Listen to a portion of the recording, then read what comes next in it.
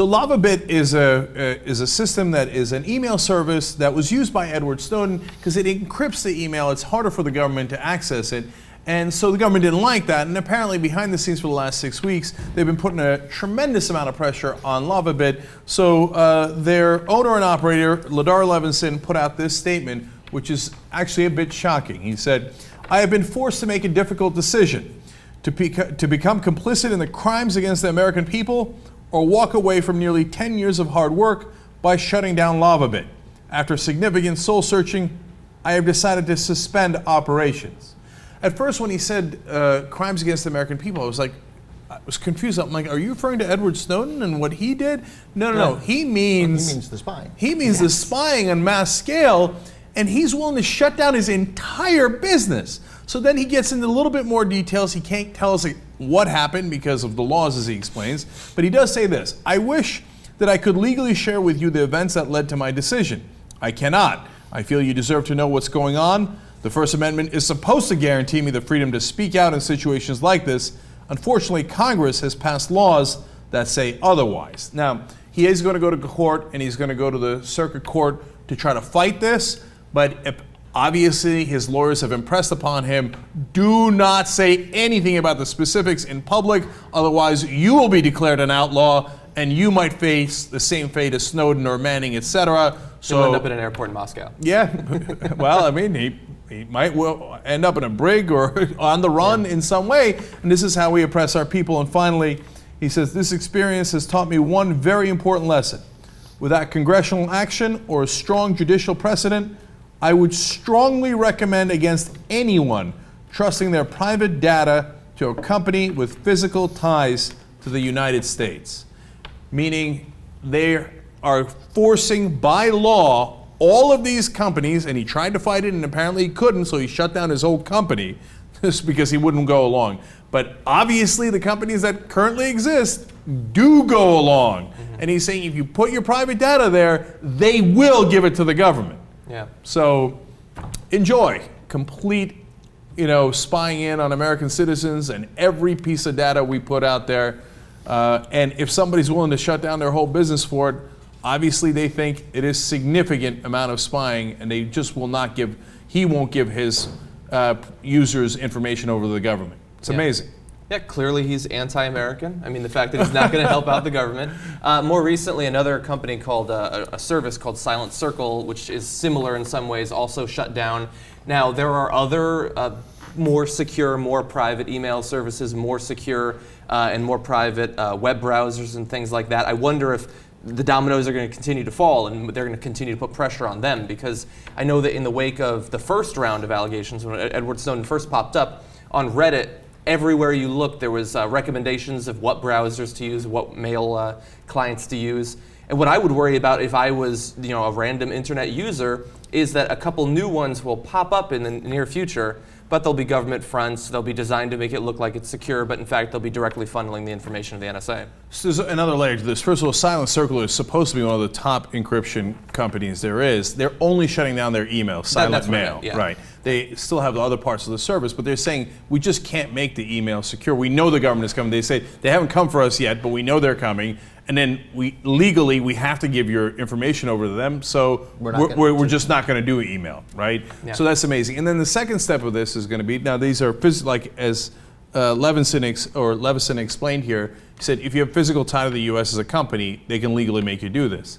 Next step is going to be you don't have a physical tie to the U.S., but they use their influence with the French government, the English government, whichever government. The French and the English and the Russians and the rest of them aren't all spying on their own populations as well? Of course they are. We've seen about Germany in the last few days. I'll go one step further. I think this will be a revelation in the future. I'm basing this on an educated guess upon reading of the articles. I believe that we're actually cross-spying. So the British collect information on Americans and send it over to the Americans because the Americans can't legally spy on their own citizens.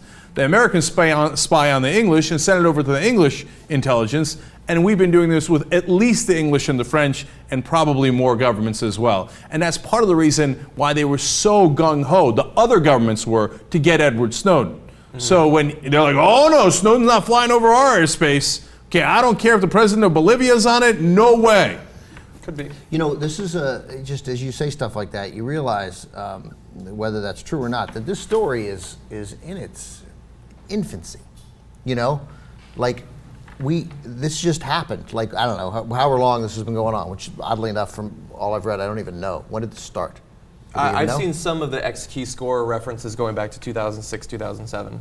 So like we've just learned that this is certainly happening, and it's been going on for 5 years. Like, we don't know, like in 10 years. So I mean, in that sense, I'm going to rescind much of what I said. Like, there might be some sort of win, because again, we don't know how to handle it, and we don't know how we're going to react to it, and the ways that we react to it will change. We're also going through a huge cultural change in the last 10 or 15 years that still isn't complete either. That's right. I mean, this stuff all ties together. Even the Anthony Weiner stuff ties together. It's going to be a process where, as people lose more and more of their privacy and have embarrassing details about themselves exposed, people will figure out, you know, everybody has the same kind of foibles and everybody has the same kind of weaknesses. And in future politics, also, you know, they're not going to be able to target leaders, because I don't think there's going to be any leaders in future politics. Especially for revolutionary things, because if you look think at, so? I'd be absolutely. surprised by that. Who's the leader of the Turkish opposition? Oh. In Hello? Gezi. In Gezi Park. Who's leading it? Well, that's an interesting Who's the leader question. in Egypt? There can't be leaders anymore, because with the internet, anybody can publish and anybody can say something. The reason you had leaders for, you know, the 18th, 19th, and 20th century is because the leader was simply the guy, one of millions of people, who was able to get a book published. Or with television, he had a friend who could take film of him, and he was on camera. Now everybody can be on camera, everybody can publish, everybody can express their opinion. So future political upheavals won't have leaders the same way they did in the past. I feel super old because everything Wes said like bummed me out. Why? Why is that a bummer? No, that's a good thing. Why is that a bummer? To get Right. in line and just follow someone? Because I totally agree. Therefore, I'm old. Like, I'm clinging to something that's not even good, right? You know? But I definitely really felt funny. this sense of total loss there. It was like, no, it's true. It will never be I the was same told again. that I would be special if I was on TV. And a lot of Everybody these can vote. issues might not matter in another 10 or 15 years. Well, look, so let me build off of that for another prediction, okay? There's going to be a lot more Snowdens, because there's plenty of people that have access to this information that are under the age of 30, don't have a family yet. If you got a family, they got you by the balls. You got a mortgage, you got kids, you can't run off to Hong Kong, live in a Russian airport, etc. Look at all the guys who've been turning over the information. They're all young, they don't have families. Bradley Manning, Edward Snowden, the list goes on, right? So are there more of those guys out there? And are there some percentage of those guys who are Ron Paul guys, libertarians, liberals, progressives, non-establishment guys, especially if they're under 30? You know, if they're under 30, what do? They don't get their news from TV. They don't get it from the mainstream media. They get it from us, right? Or soon Ron Paul TV. right. And ironically, Right. what's the way to stop those guys? Get a court. Do it right.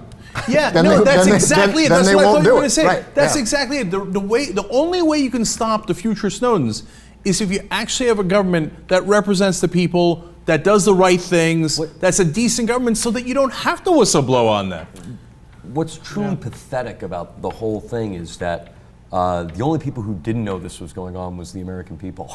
The And our Russians, the Congress. Chinese, well, you know, basically every country in the world knew we were doing this. All their intelligence services certainly did, and you can bet Al Qaeda had known we'd been doing this for years. Jesus, the only people who didn't was us.